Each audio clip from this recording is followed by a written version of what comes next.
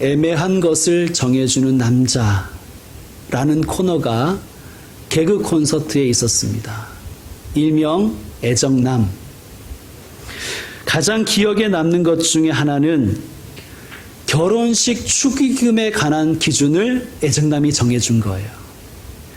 결혼식에 도대체 얼마를 내야 되는지 우리가 애매할 경우가 참 많지 않습니까? 애정남이 정해주는 축의금의 기준, 4월, 5월, 6월, 그리고 9월, 즉 성수기에는 3만 원, 나머지 비수기에는 5만 원 딱 정해 주었습니다.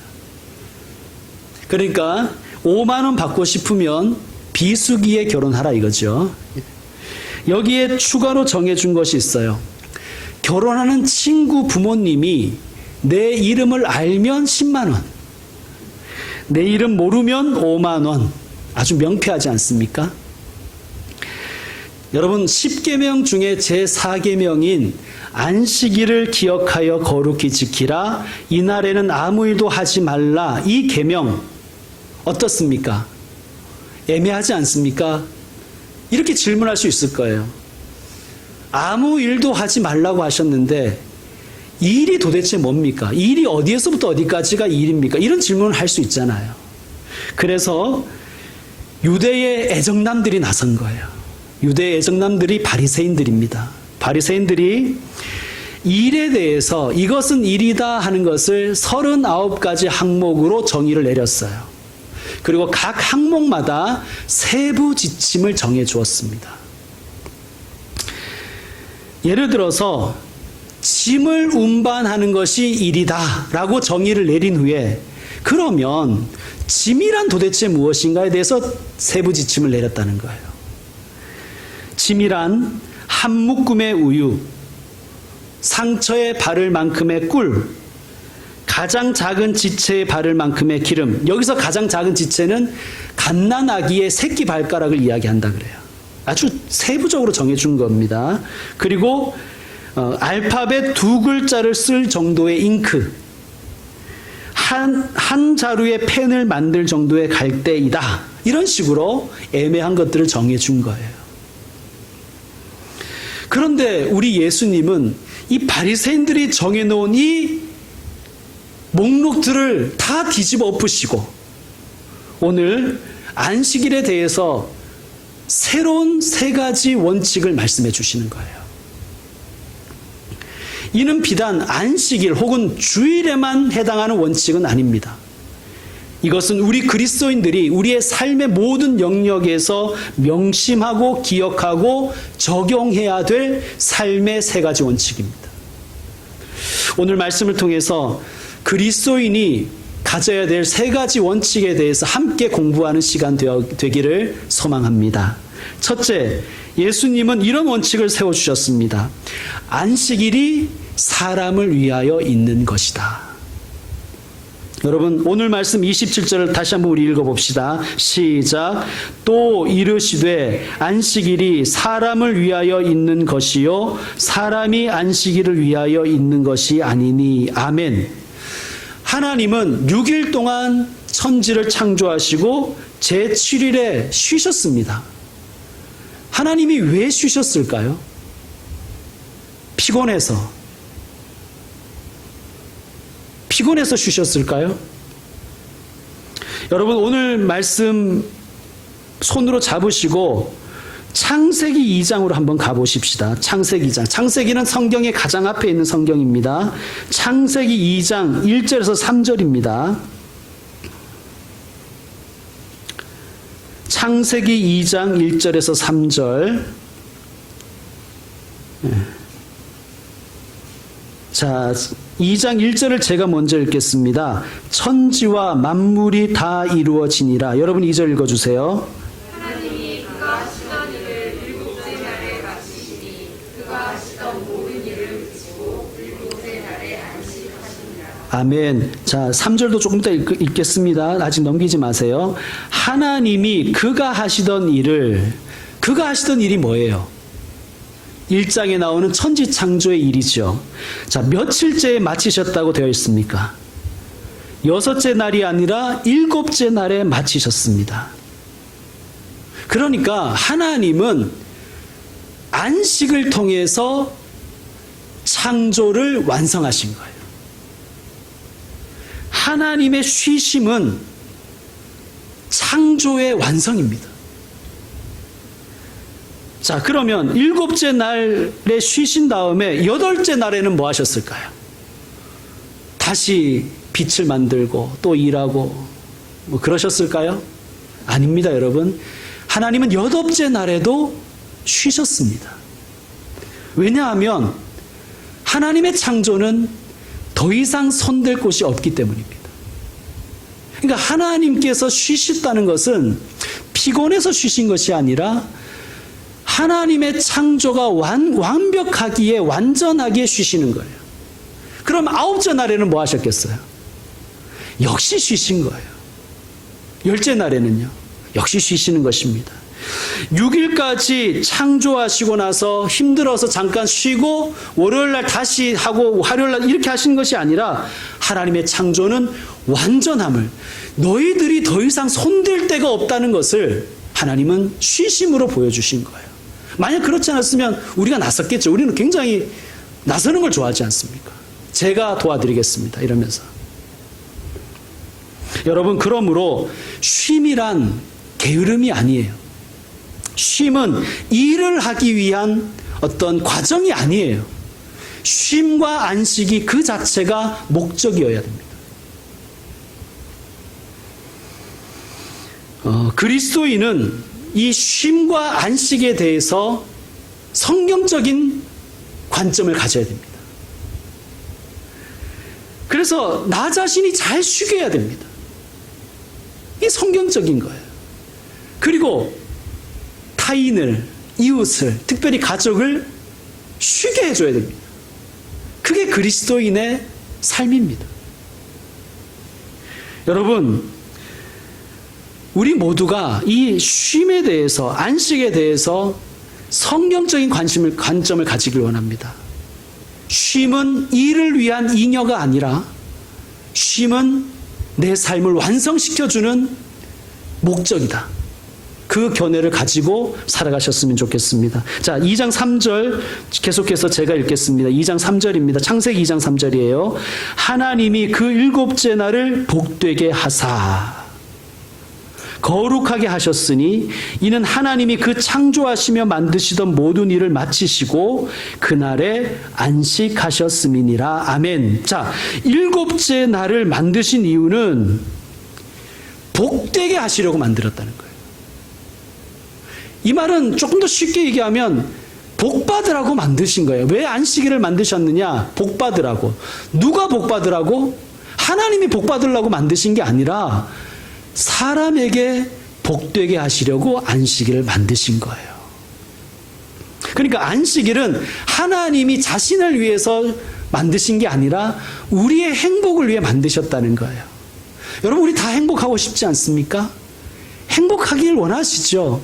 행복을 위해서 반드시 뭐가 필요하다는 거예요? 쉼이 필요하다는 거예요. 안식이 필요하다는 거예요. 예수님 말씀하셨습니다. 사람에게 안식일이 필요한 것이지 안식일에게 사람이 필요한 것이 아니다. 여러분, 이 말씀에는 당시 유대인들이 살았던 그 사회의 슬픈 현실을 대변하는 말씀이 아니겠습니까? 예수님 당시에는 안식일이 복된 날이 아니라 안식일이 무섭고 무거운 날이 되어버렸습니다. 왜냐하면 바리새인들이 마치 자기들이 안식일의 주인인 것처럼, 사람이 안식일을 위해서 존재하는 것처럼 표독스러운 눈으로 그냥 살기가 등등해가지고 누가 안식일을 어기는가 이러면서, 누가 안식일을 위해 헌신하지 않는가, 사람들을 색출하는 거예요.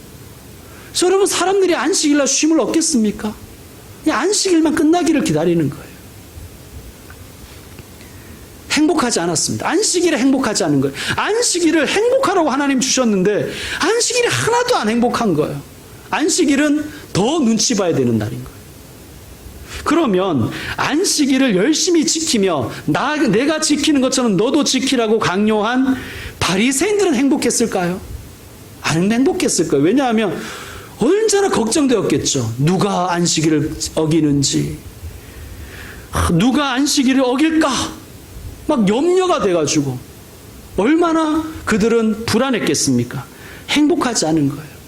여러분, 하나님은요, 우리가 주일을, 안식일을 열심히 지킬 때 하나님은 행복하신 게 아니라 하나님은 우리가 행복하다고 느낄 때 하나님도 행복하신 거예요.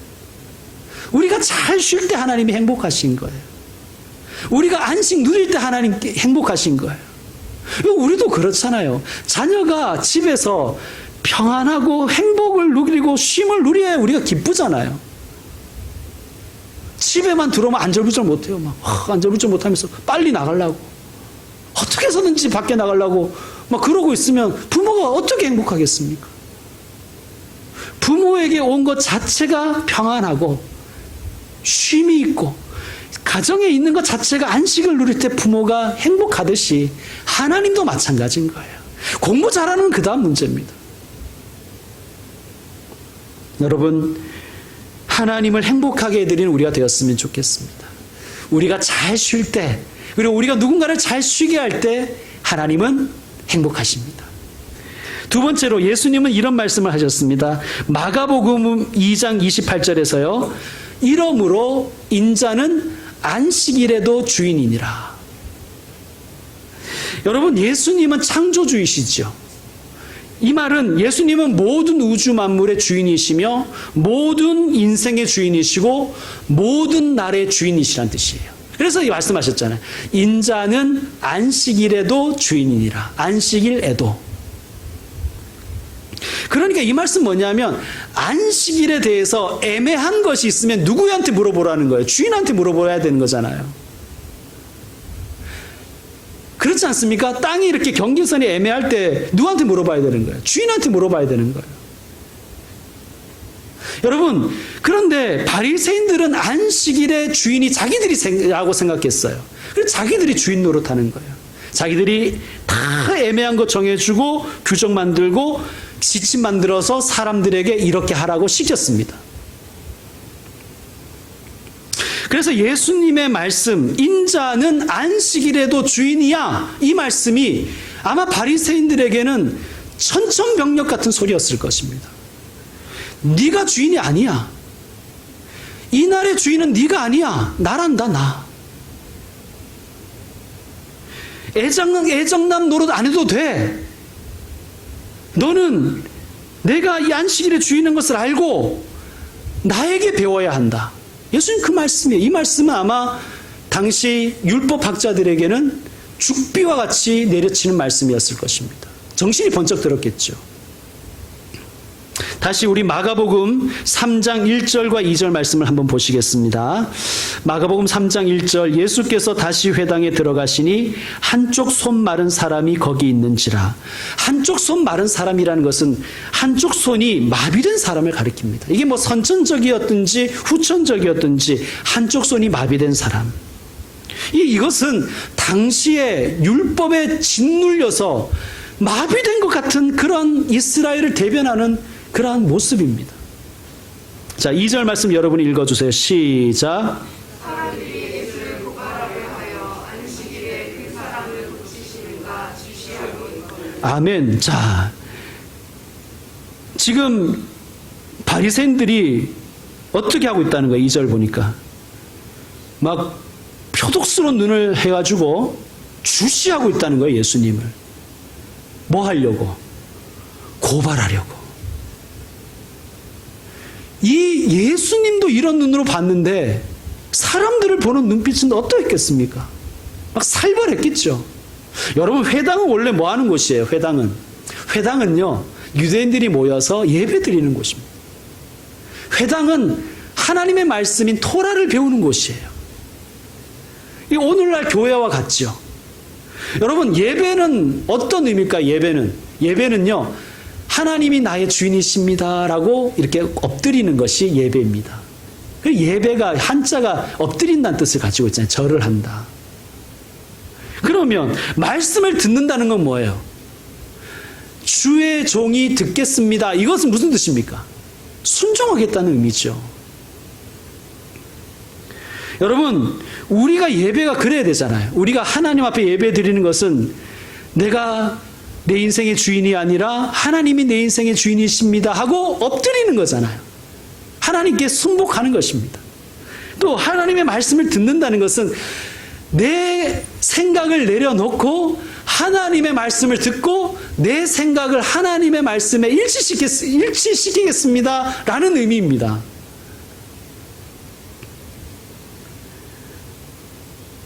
그러므로 우리는 예배를 드릴 때, 말씀을 드릴 때 언제나 열린 마음이어야 되고 낮은 마음이어야 합니다. 그런데 바리새인들은 어떻다는 거예요? 고발하려고 딱 목적이 정해져 있어요. 이 답은 정해놓은 거예요. 이미 답은 정해놓은 거예요. 그리고 어떻게 했다는 거예요? 배우려는 눈빛이 아니라 주시하는 눈빛인데 어떤 거예요? 어떻게든지 꼬투리를 잡아보려고 주시하고 있었다는 거예요. 여러분, 이거 안식일 제대로 지키는 것입니까? 이거 안식일 제대로 지키는 것일까요? 그렇지 않죠, 여러분. 자, 결국 그들은 6절 어떻게 합니까? 바리새인들이 나가서 곧 헤롯 당과 함께 어떻게 하여 예수를 죽일까 의논하니라. 이들이 안식일에 무슨 의논을 했다는 거예요? 하나님 어떻게 하면 잘 예배할 수 있을까? 하나님 어떻게 하면 잘 섬길 수 있을까? 이런 걸 의논한 게 아니라 어떻게 하면 제대로 죽이지? 이런 걸 의논했다는 거예요. 여러분, 예수님이 분명히 말씀하시죠. 인자는 안식일에도 주인이다. 안식일만이 아니라 예수님은 모든 날의 주인이세요. 그러니까 오늘 주일만 예수님이 주인이 아니라 내일 월요일도 주님의 날이고 화요일도 주님의 날이고 수요일도 주님의 날이고 일주일이 다 주님의 날인 거예요. 그 중에 하루를 구별하여서 예배 드리고 말씀 드림으로 나머지 날도 예배 드리는 마음으로 예배 드리고 말씀 실천하는 정신으로 살겠습니다. 그게 바른 신앙의 자세이지요. 여러분, 예수님은 안식일에도 주인이십니다. 예수님은요, 평일에도 주인이시고요. 여러분의 모든 날의 주인이시고 우리의 모든 시간의 주인이시며 우리의 모든 것의 주인 되십니다. 주님을 주님으로 인정하고 주님께 순종하는 복된 주님의 사람들이 되셨으면 좋겠습니다. 자, 모든 만물의 주인이시며 안식일에도 주인이신 예수님께서 세 번째 원칙을 우리에게 가르쳐 주시는데요. 그것은 바로 선을 행하라는 거예요. 생명을 구하라고 말씀하십니다. 선을 행하라. 자, 마가복음 3장 4절 말씀 여러분이 한번 읽어주시기 바랍니다. 마가복음 3장 4절 시작. 그들에게 이르시되 안식일을 선을 것과 악을 행하는 것, 생명을 구하는 것과 죽이는 것 어느 것이 옳으냐 하시니 그들이 잠잠하고. 자, 예수님은 고발하려는 사람들의 속내를 아셨습니다. 그러니까 가만히 계셨으면 아무런 문제가 생기지 않았을 거예요. 가만히 있어라. 가만히 있어. 이거 어디서 많이 들어보셨죠? 여러분, 언제나 사탄 마귀 원수는 우리에게 속삭입니다. 가만히 있으면 중간은 가. 나서지 좀 마. 알면서 그러냐? 여러분, 그래서 우리는 언제나 가만히 있는 것이 좋은 것이고 가만히 있는 것이 이득이라고 가르치고 배웁니다. 근데 예수님은 어마어마한 말씀을 하시는 거예요. 뭐라 그러시냐면 선을 행하는 것과 악을 행하는 것, 회색지는 없다는 거예요. 둘 중에 하나는 없다. 그러니까 우리는 이렇게 생각하잖아요. 선을 행하면 좋은 거고 안 행하면 본전이라고 생각하잖아요. 그렇지 않습니까? 그러니까 선이라는 것은 선택하는 것이지 뭐 안 해도 사실은 크게 문제가 되는 건 아니잖아요. 선이라는 것은. 그런데 예수님 그렇게 얘기하지 않는 거예요. 너희가 적극적으로 능동적으로 선을 행하지 않으면 가만히 있는다는 것은 악을 행하는 것이야. 그렇게 말씀하시는 거예요. 이건 무서운 말씀이죠. 등골이 서늘합니다. 여러분, 다시 창세기로 다시 한번 가시겠습니다. 창세기 4장을 펴두시고요. 창세기 4장에는 가인과 아벨 이야기가 나와요. 가인과 아벨 들어보셨죠? 가인과 아벨이 하나님께 제사를 드렸습니다. 그런데 아벨과 그의 제물은 연락하셨는데 가인과 그의 제물은 받지 않으시는 거예요. 그러자 가인이 몹시 화가 나서 안색이 변했습니다. 그러자 하나님이 가인에게 이렇게 말씀하셨어요. 창세기 4장 6절과 7절입니다. 여러분 한번 읽어주십시오. 시작. 여호와께서 가인에게 이르시되 내가 분하여 함은 어찌 되느냐 안색이 변함은 어찌 되느냐 내가 선을 행하며 어찌 낯을 들지 못하겠느냐 선을 행하지 아니하면 죄가 문에 엎드려 있느니라 죄가 너를 원하나 너는 죄를 다스릴지니라. 아멘. 자, 7절 말씀, 이게 조금 말씀이 어려운데 제가 풀어보겠습니다. 내가 선을 행하면 어찌 낯을 들지 못하겠느냐. 이 말씀은 네가 선을 행했다면 내가 너의 제사를 받았을 것이다. 이런 뜻입니다. 여러분, 우리가 드리는 이 예배를 하나님이 받으시는지 받지 않으시는지는 오늘 결정나는 것이 아니라 어제의 삶에 의해서 결정나는 거예요. 우리가 지난 한 주간의 삶을 통해서 선을 행했다면 오늘 이 예배를 하나님 받으신다는 거예요. 그러니까 재물이 문제가 아니었어요. 분명히 말씀하시잖아요. 아벨과 그의 재물은 받으셨으나. 그러니까 아벨이 먼저였죠. 가인과 그의 재물은 받지 않은. 그러니까 사람이 먼저였던 거예요. 사람이 받을 만한가 하는 거예요.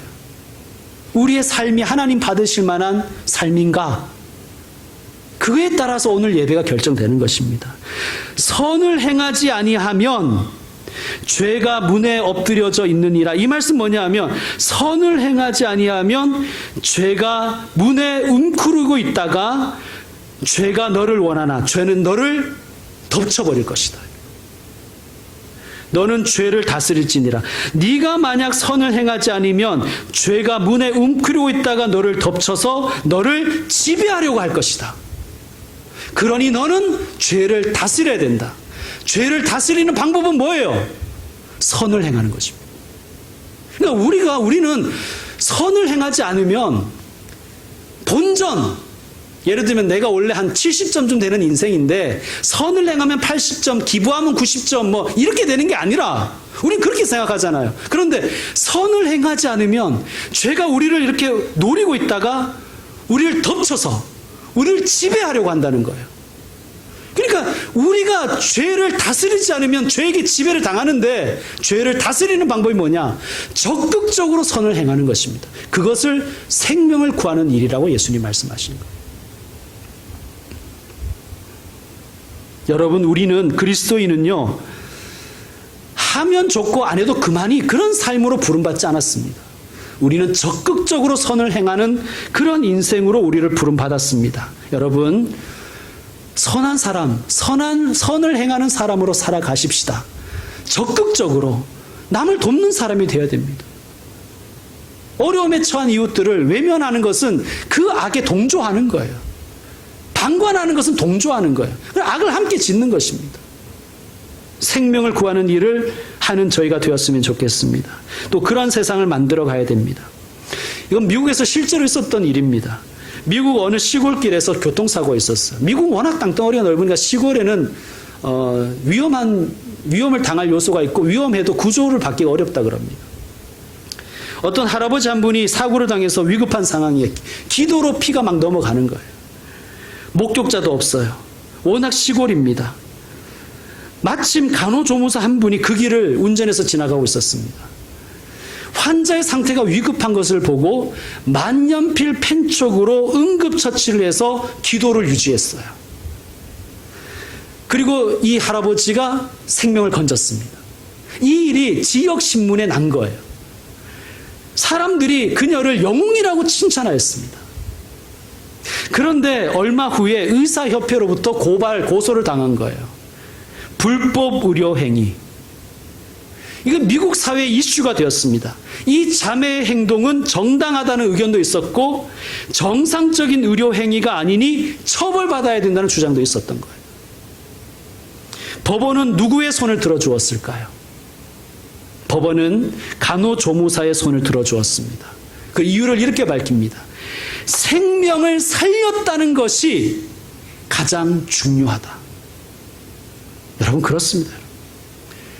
적극적으로 선을 행해야 됩니다. 생명을 살리는 일이 중요한 것입니다. 우리의 법과 제도와 규정들이 생명을 진흥시키고 살리는 것인지를 우리는 바라봐야 됩니다. 그런 법을 만들고 그런 법으로 수정될 수 있도록 그리스도인은 살펴봐야 되는 거예요. 적극적으로 선을 행해 가야 됩니다.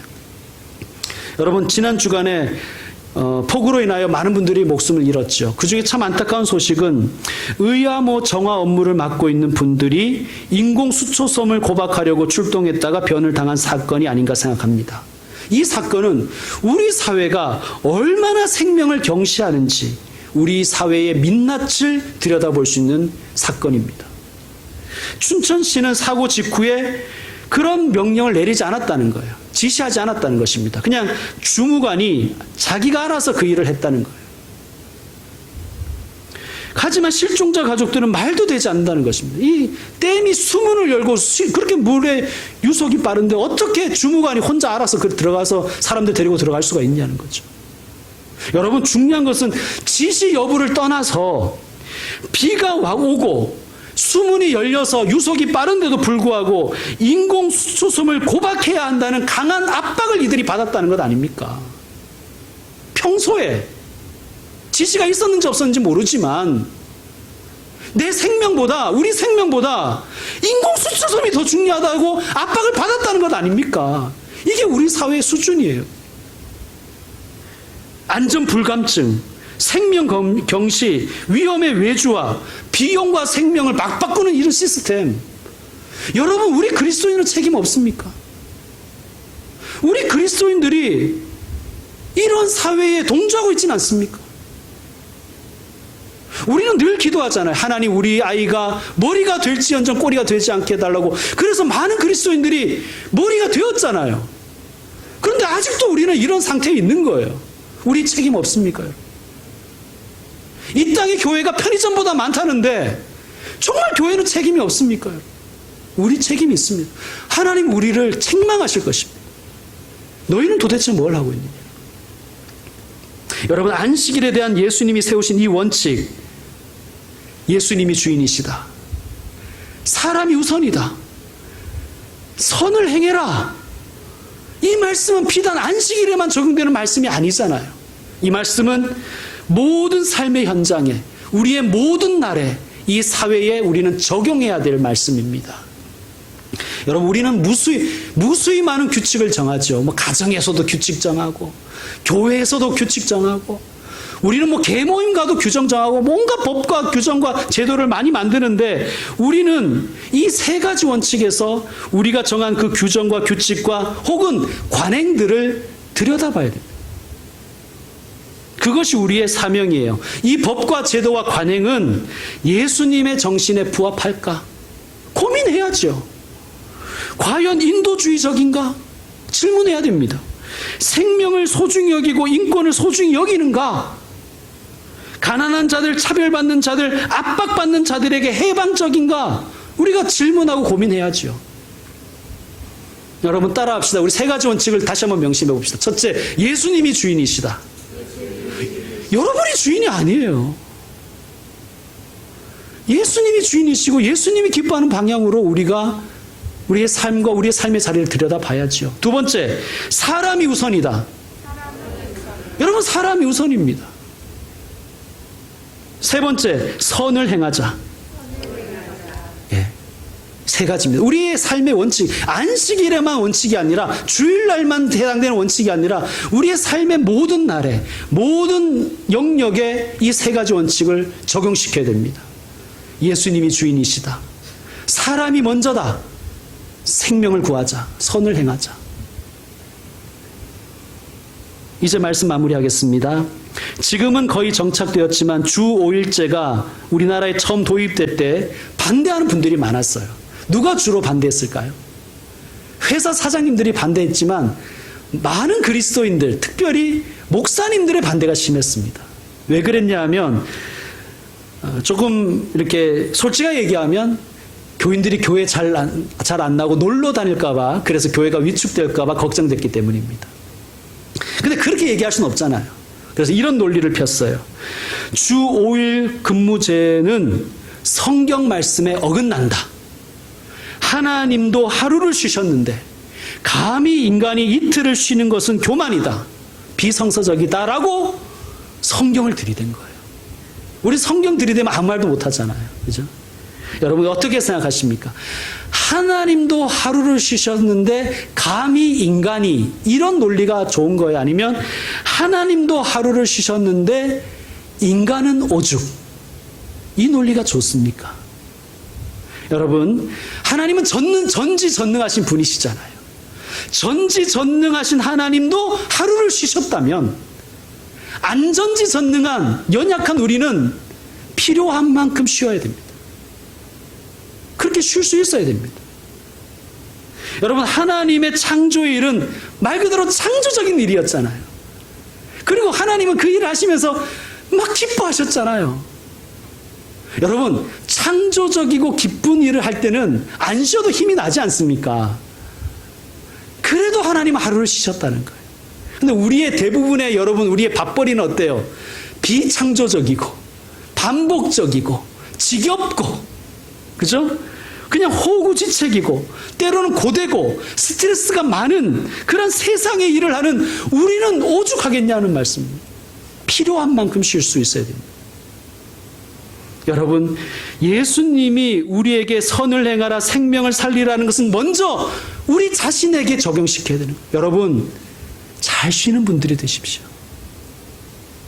악착같이 쉬는 분들이 되셔야 됩니다. 나는 안식이 필요하다. 내 삶의 안식이 결정적이다. 그리고요, 나만 쉬려고 하지 말고 타인을, 이웃을, 가족을 쉬게 하는 분들이 되셔야 됩니다. 나 쉬려고 다 일 시켜먹고 물병 가져와라, 갖다 놔라. 그건 그리스도인이 할 짓이 아니에요. 주일 지키겠다고 직원들 근무시키고 그런 거는 그리스도인이 할 일이 아닌 거예요. 여러분, 쉬는 사람이 되십시오.